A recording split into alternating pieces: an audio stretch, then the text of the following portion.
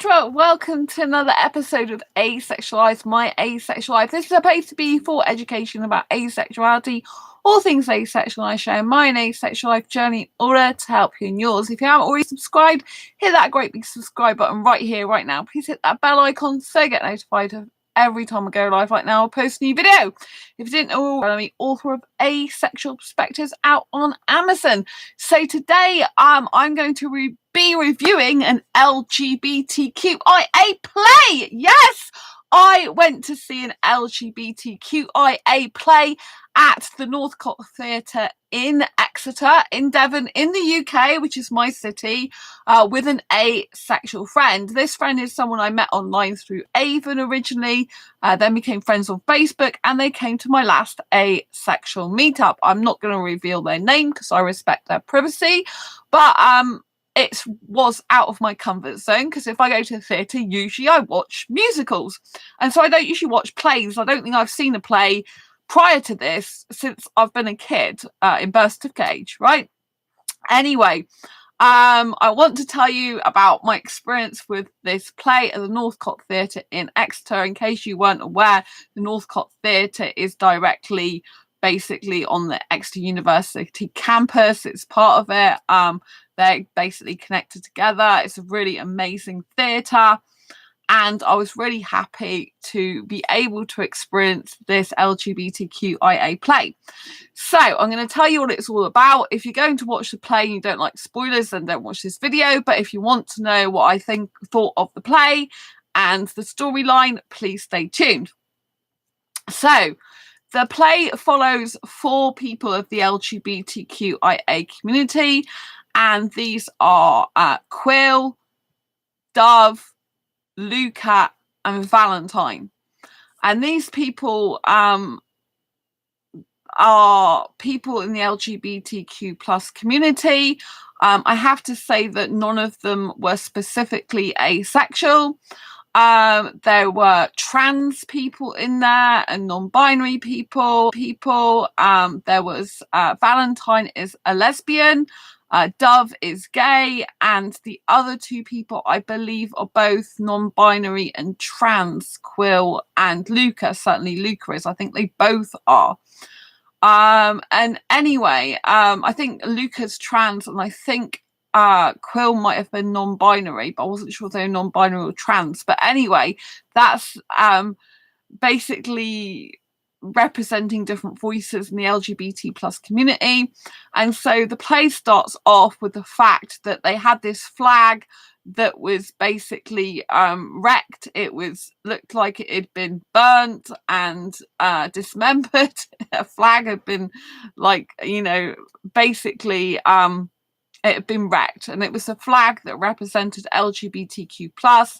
And we come into the play where they're having an argument as a group of 4 over this flag. Valentine's really, really angry and upset because it represents what the LGBT plus community stand for, and to just have it basically wrecked and look like it'd been burnt, and there was only part of it left. It'd been damaged basically anyway. It severely damaged, and it was just like the council didn't seem to care, the police didn't seem to be that bothered by it, and and it was just really, really dreadful for this community because it's what it symbolized, and to have it wrecked, it kind of like was an insult, and it was kind of taking away their power, they felt.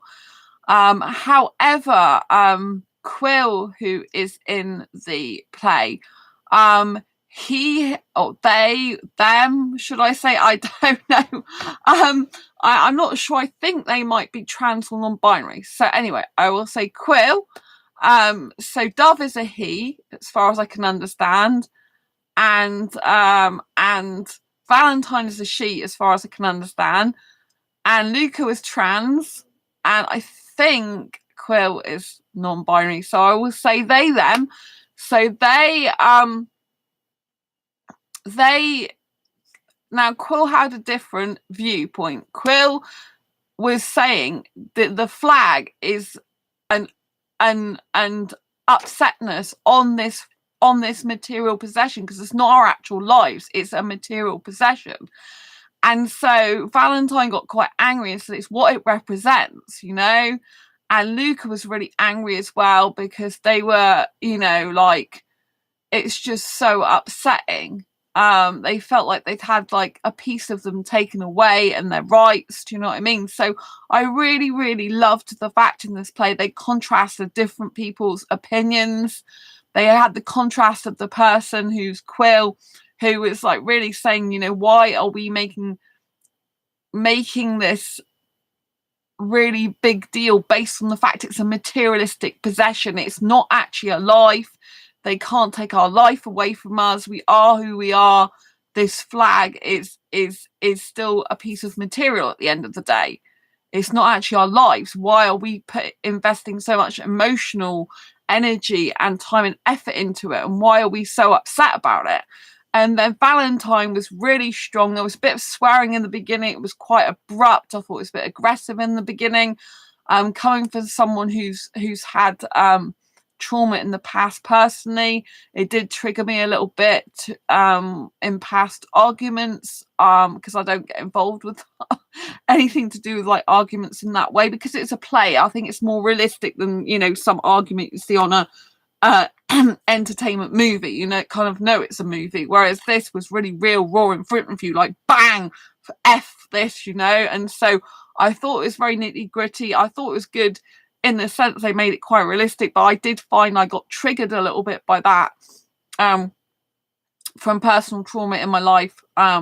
You know, when I've had ex smack on walls, and I've had been in situations where there's been in my past where I've been in a house and there's been people trying to bash the doors down and stuff like that. It just triggered me a little bit, right? So that was the only thing I wasn't so keen on, that bit specifically. You know, I guess it's to show the realism, but I was, you know, I don't know if it was totally necessary, but I think maybe it was, because obviously I want to show how angry they were. But I really did love the contrast between Quill and Valentine's opinions, and I think that's so important, because obviously a flag is what represents us. It's very precious to a lot of people, but also it is a materialistic possession. It's not a life. And we put so much emphasis, or some of us do, on a flag and symbolism, when we kind of like need to understand that we've still got ourselves. But obviously in this play they were showing how they feel that their lives have been torn apart because they feel like the flag, they're being disregarded. They're being burnt, if you like, in a figuratively speaking. You know, they feel like they don't matter, and that's what hurts the most. And Valentine and Quill end up arguing, and so these four people are supposed to be friends. They kind of like, you know, Quill and Valentine are kind of at loggerheads.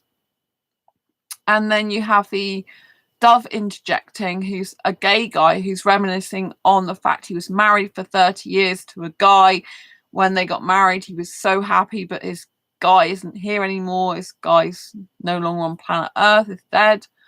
And so you had Dove come in and start talking about, you know, he was so happy when they legalized gay marriage, and you know, and he actually got to marry the love of his life, and they had 30 happy years together, but that he's sad that his love of his life's gone, you know. And so as the play progressed, you had Dove talking to Luca, Quill talking to Luca, and you had a lot of kind of like seaside episodes where they would have like seagulls noises come in and stuff like that. It's quite authentic. Thank you for the thumbs up, lots of love. And there was quite a lot of Luca in the play. Now Luca is trans, and Luca was very poignant because they still lived at home with their parents, and they were explaining how their parents didn't understand them and how hard it was during lockdown, the social isolation from their friends, and also being isolated from even being able to message them when they're with their parents. So they were explaining in the play that their parents wanted, when it was lockdown, the beginning of lockdown, you could only go out for like 20 minutes or for one, I think it was 20 minutes for one, one at a time or one family at a time.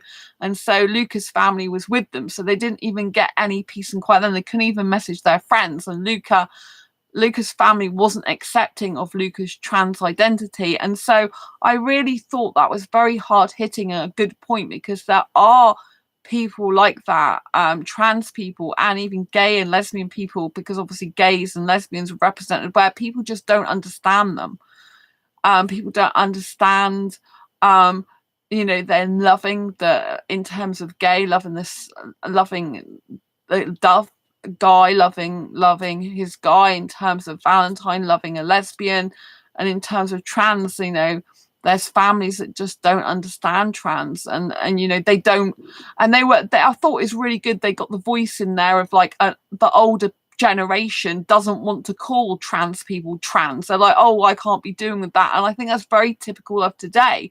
The older generation don't see why they should change and why they should use pronouns. And Luca really got that across strongly. Luca's like, why can't they just use my pronouns? Why is it so difficult to get them to do that? Why is that too much to ask? And I don't think it's too much to ask, but I do know that the older generation, they don't want to do it. A lot of them, they're very reluctant. They're used to he and she, and that's all they want to stick to.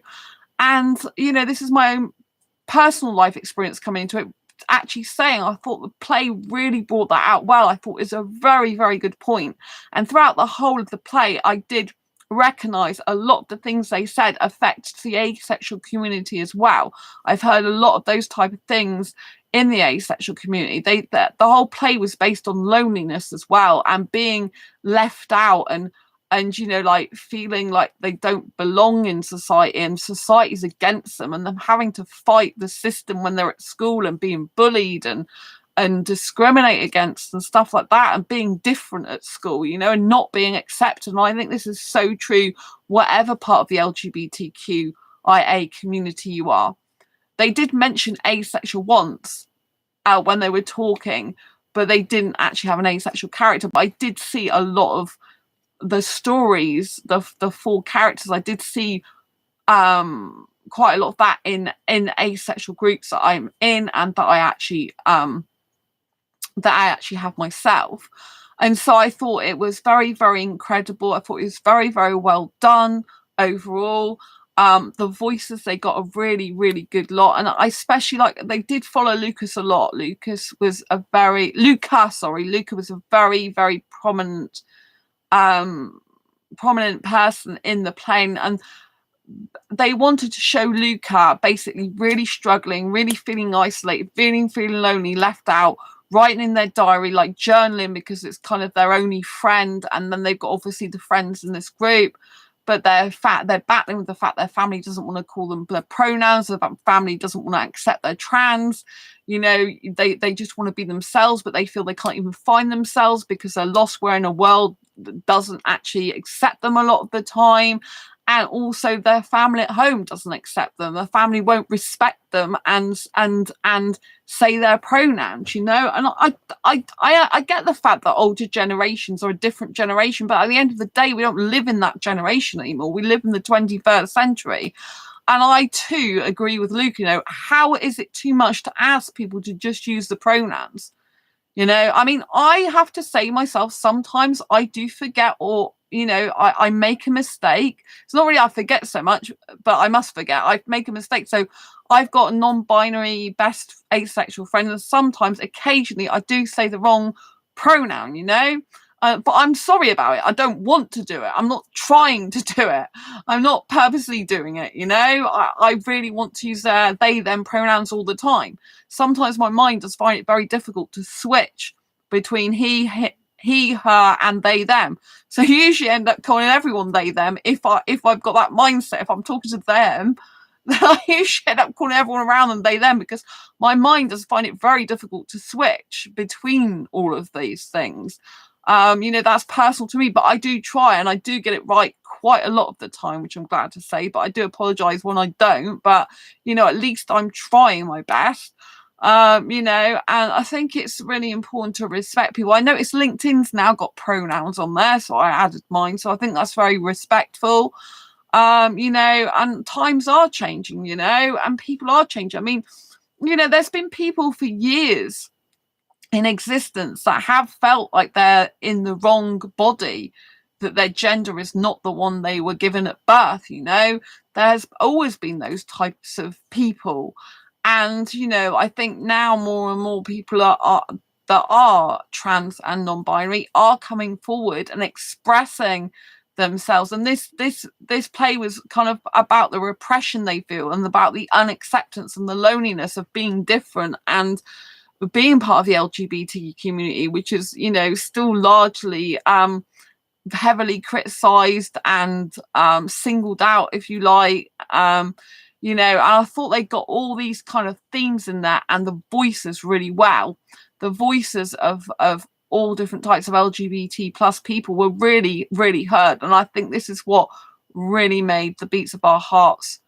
The beats of our hearts. I thought that's what made it really realistic and incredible and very heartfelt and very good. Because they had a job, because they had to try and integrate a lot of different themes in there, a lot of different voices. The writer afterwards in the discussion panel, she was saying that she had workshops with LGBT people and she took a lot of their different voices into the play, so she had a lot of help. I gave her my business card afterwards and said that if she needs any help with with asexuality in the future, with future plays, let me know. I also got to ask her a question in the panel discussion afterwards, saying, what more is going to be done to represent asexuals, because a lot of the time asexuals feel left out of the community. And her suggestion was to start a writing group. And I said, I'm already a writer. I write books for asexuals. And so she was asking me about my book. And I said, it's Asexual Perspectives. So just in case you didn't know, sorry, I'm just going to reach up. This is my book. So I talked about this book, but I didn't take it with me, actually. I could have taken it with me. Oh, hey. But I told them about Asexual Perspective. And she was asking me, where can people buy it? And I said, Waterstones, Barnes and Noble, or Amazon, So, I did. She let me plug my book in front of a live theatre audience, which was really good.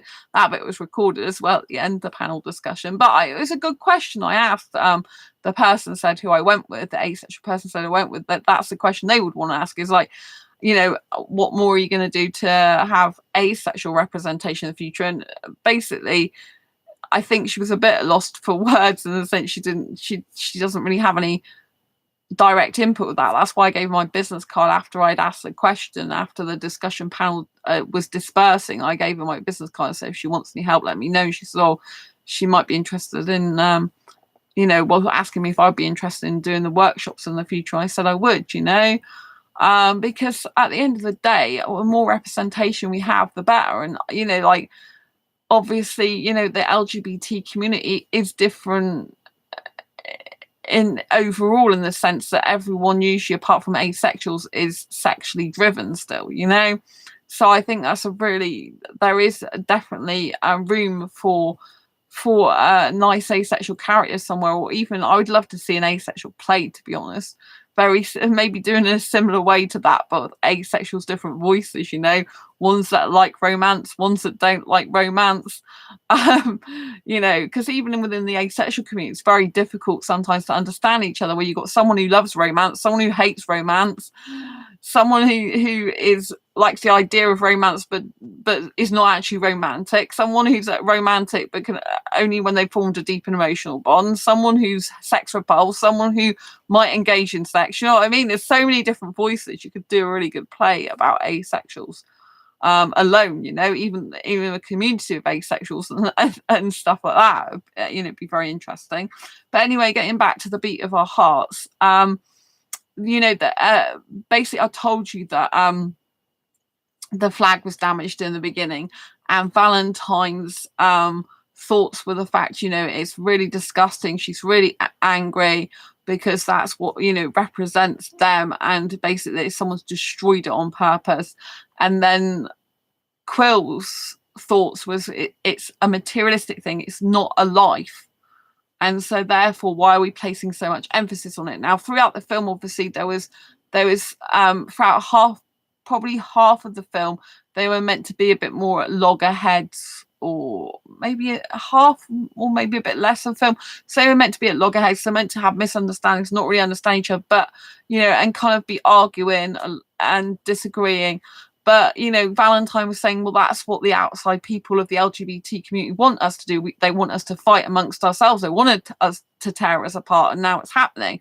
And through the play, you see them becoming more and more friendly with each other and trying to understand each other more and more.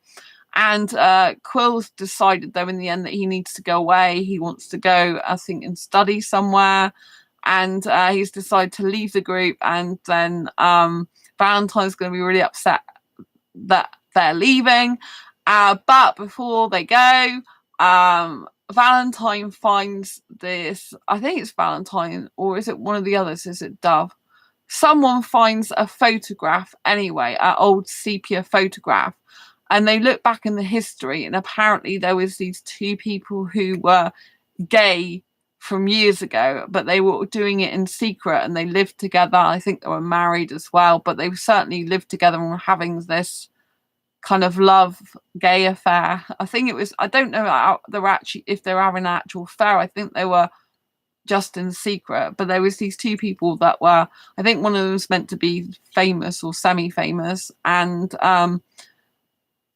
I don't know much about the history of these things, so I don't want to say stuff that's not true, but I know the whole point was they look back at the sepia photographs and they realise a part of the history was the fact that these two guys were actually in a love relationship for years and were together, but it was kind of secret. So there's always been gays around in it, and there's always been people there, but their voices haven't been heard. And so they then decide to come together and collect photographs from different memories of LGBTQ plus and map a history with different stories, basically. And so it's kind of a play within a play, because it's kind of like all these voices that are in the actual play. There's that the four people represent different voices of the LGBT plus community in the play, but within a play as well, they are also collecting voices that go with these sepia photographs. Like, you know what I mean? They're kind of like creating history and a timeline of all these voices, these, but more told in pictures. And so it's kind of a play within a play in that bit. So it's kind of really, really, really interesting. I did really love the play overall. I thought it's very well done. They did the scenery very quickly. The scenery changes. They put a lot of the stage items on wheels. So they could wheel them around. But in the end, you find that Luca eventually, moves out of their family home, and therefore is and becomes a more stronger person and more confident in and of themselves. And that they just realize that not everyone is going to accept them. They hope, with Valentine saying, with time your parents will probably accept you, but they're glad that they've got their freedom now, and they don't have to go back to their parents and be repressed because Luca's parents wasn't accepting of their trans identity. And then, Dove is still basically reminiscing on the good times they had with their husband, and Quill's gone away to study, and Valentine's basically still with the LGBTQ group, and but moving forward with the project with the photographs and creating these LGBTQIA histories. And then Quill comes back for like the big ceremony or big release of this history of the LGBT community, voices, so it's basically that bit of the play's basically the voices of the play. It's like a play within a play, if you know what I mean. It's showcasing the voice of people, which is what the actual play's doing. So yeah, there is good dialogue. There's a lot of points in there where they're getting through, they're expressing the fact that a lot of people in the LGBTQ plus community are repressed and suppressed, and they're made to feel like their voices don't matter, and that that their efforts are meaningless or pointless. And I think, that's what a lot of people in the community do feel, that they're not taken seriously, that they're not valued and appreciated as much as they should be, that they can't be themselves because society and people don't tolerate or don't even like the way we are.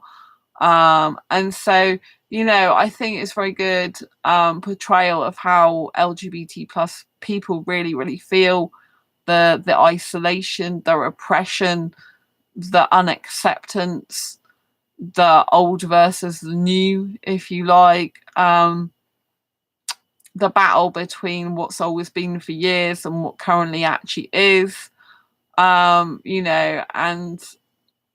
the fact that, it's good that gay marriage is now legal, for example, in the UK, but there's a lot of countries where it still isn't legal.